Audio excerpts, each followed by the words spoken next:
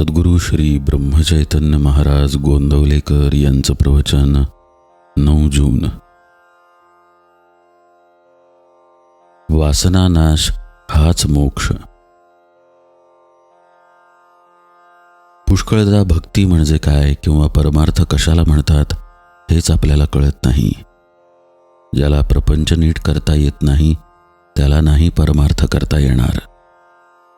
प्रपंचाला कंटाळून भक्ती नाही येणार. कंटाळा प्रपंचाचा येण्यापेक्षा विषयांचा आला पाहिजे. मला सुख व्हावे हा प्रत्येक जीवाचा मुख्य हेतू असतो. मोक्ष म्हणजे निरतिशय सुखाचा अनुभव होय. जिवंतपणी मिळालेली आत्यंतिक सुखाची स्थिती अशी मोक्षाची व्याख्या करता येईल. खरोखर भगवंताजवळ काय कमी आहे?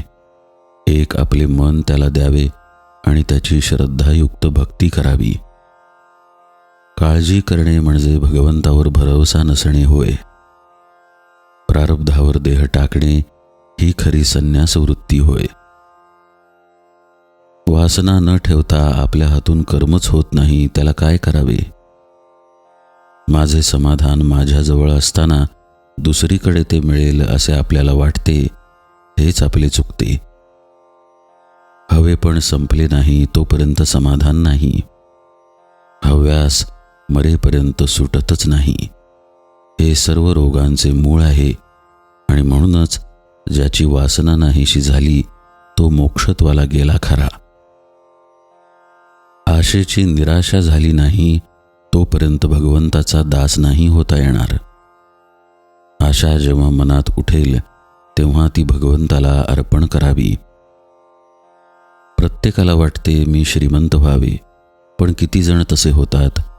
म्हणजे ही निराशाच नाही का? प्रपंच खरोखरीच नाटकासारखा आहे. नाटकामध्ये एखादा मनुष्य राजा झाला काय किंवा भिकारी झाला काय? प्रत्यक्ष जगामध्ये त्याला किंमत नाही.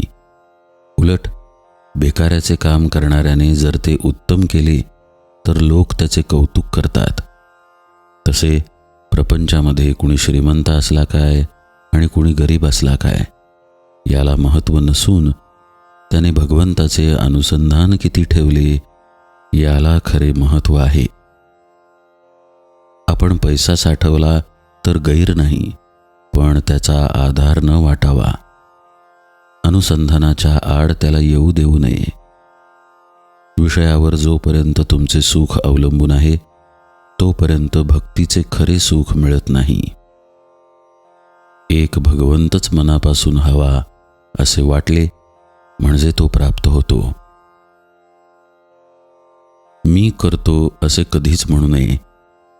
मी आपल्या तपश्चर्येने भगवंताला पाहीन असे जो म्हणतो त्याला भगवंताचे दर्शन होणे कठीणच असते. विषय मिळाला नाही म्हणजे तळमळ लागते, त्याप्रमाणे भगवंत भेटला नाही तर तळमळ लागावी. आजच्या आपल्या स्थितीत आपल्याला काय करता येणे शक्य आहे हे प्रथम पहावे. परमार्थ समजून जो त्याचे आचरण करील त्याला तो लवकर साधेल. त्या माणसाला प्रपंच सोडून जाण्याचे कारण उरणार नाही. हवे व नको याचा आग्रह नसावा, यातच वासनेचे मरण आहे. जानकी जीवन स्मरण जय जय राम.